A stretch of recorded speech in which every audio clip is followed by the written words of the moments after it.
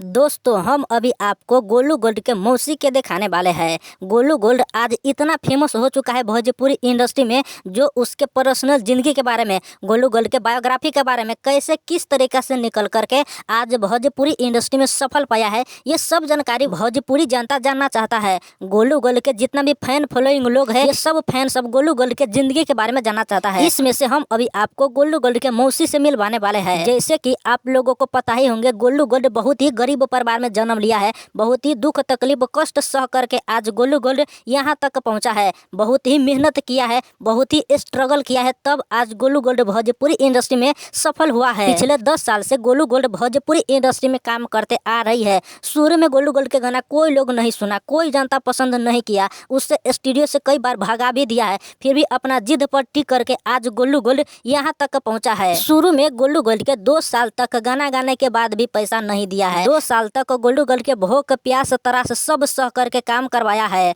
फिर भी गोलू गोल्ड यहाँ पर टिका रहा। इन सभी प्रोसेस में गोलू गोल्ड के काफी रिश्तेदार कुछ मदद भी किया और कुछ रिश्तेदार मदद नहीं किया, जिसमें से गोलू गोल्ड के ये मौसी जो अभी आप लोग देख रहा है, ये मौसी गोलू गोल्ड के काफी ज्यादा मदद किया है। आज हर एक जगह पर जाता है तो गोलू गोल्ड इस मौसी के नाम लेता है और इसके योगदान के बारे में भी बताता है, क्योंकि इतना गरीबी में, इतना दुख कष्ट में गोलू गोल्ड के ये मौसी काम आया है। गोलू गोल्ड के सबसे अच्छे रिश्तेदार अभी यही मौसी टिका है।